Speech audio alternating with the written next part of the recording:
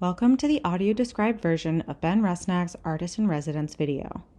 There's an NPS arrowhead logo on a black background with white text that reads Glacier National Park. Text on screen reads Ben Rusnak, Artist-in-Residence, July 2023. A man with wavy brown hair stands on the shore of a lake in the shade of tall, leafy cottonwood trees, with a forested mountain behind him. He is wearing a gray button-down shirt with pockets. He talks expressively, moving his hands as he speaks. Hi, I'm Ben Rusnak, and I'm the Artist-in-Residence at Glacier National Park for July 2023.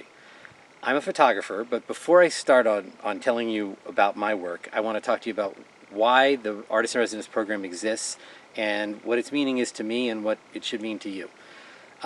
Back when we were exploring this country, the whitewigs in Congress had no idea the beauty of the lands out here and how meaningful they might be to us one day. So it took authors and painters to show them. And so it was those artists that helped them understand that these lands need to be protected. So the current program is basically an extension of that original ambassadorship.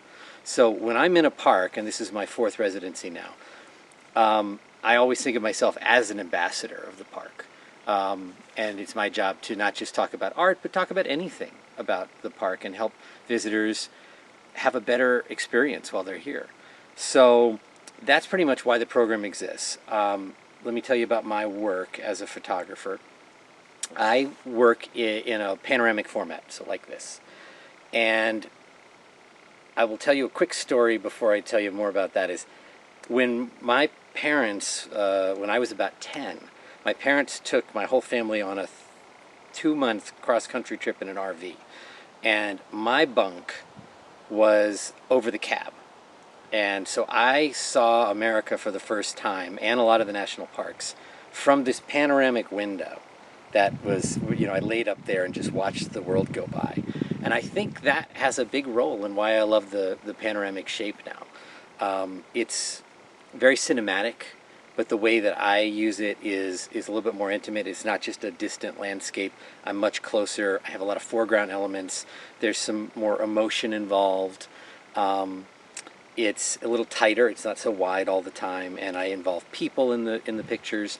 So that's the basics of that. And then I'll tell you the two themes that I've been working on with my work in the parks. So the first theme has to do with the balance of the dual mandates that Congress gave the National Park Service when they formed it in 1916. And that was, one, to preserve and protect these beautiful places, and two, to, quote, provide for the enjoyment of the American people. Obviously, these are in direct conflict because it's hard to do both.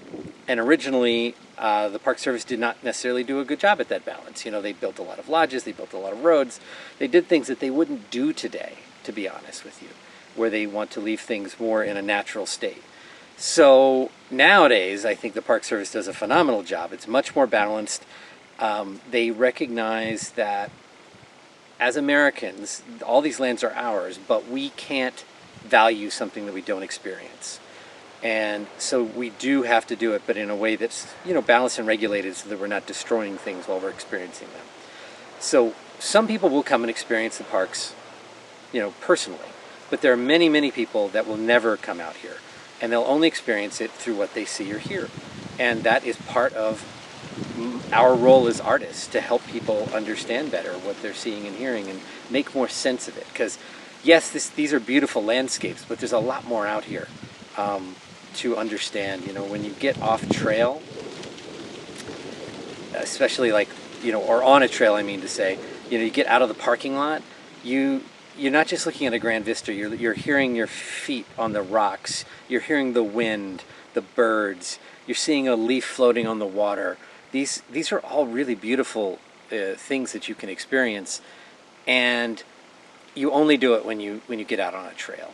So I really recommend, if you are able, that you should be doing that. So that part of my work is that balance and understanding those things and being able to experience nature. And then the other part of my work is how should I put this? It's helping understand that nature is a tool for healing. And I use photography to find that healing. but you could use anything. Just being in nature is a healing device. As I've been here in the park, I've talked to a lot of people, and I talk about this subject. We're all healing from something. We all have traumas in our life. I've had a lot of loss in mine recently, and while that's specific to me, it's all universal. We all go through the same things, whether it's a job loss or a breakup or a death in the family.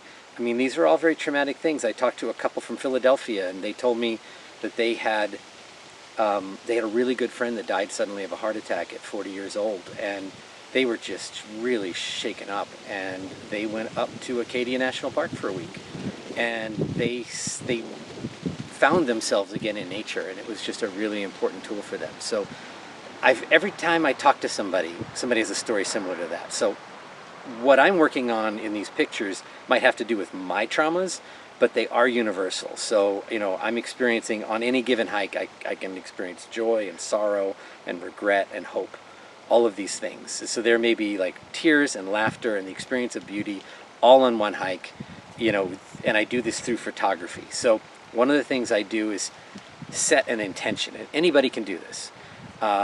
So I decide before I go out what I'm looking for, sometimes it might just be as simple as I would want to find shadows or certain compositions, but it could be much deeper. It could be I'm looking for balance, or I'm looking to find a photo that represents the sorrow I'm feeling or the joy I'm feeling. And when you set that intention, you are way more likely to actually find a photo like that. And one of the things that I encourage people to do is take a picture that captures how you felt on that hike, on that day.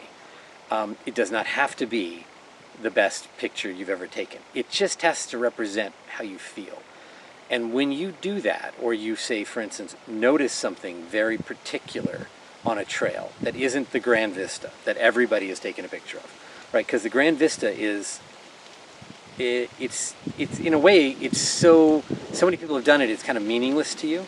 But when you find something that's specific to you and how you're feeling, you will remember everything about that hike. There's some science behind this. There's been some studies. So even if the picture isn't great, you'll be like, oh yeah, I remember that when you look at that photo. And then you remember the whole thing. You remember, the wind in the trees and the way the water rippled, and the way the light came through the leaves. All of those things are super important. And photography can help us experience those better. So this is pretty much what I'm working on here in the park, and it is just such an honor and a joy to be here. I hope I can do more of this. I hope I can help people understand the beauty that's here, but also the beauty that's within us. Because when we explore wild places, we also find the wild places within us. And I think that's really important. Thanks, guys.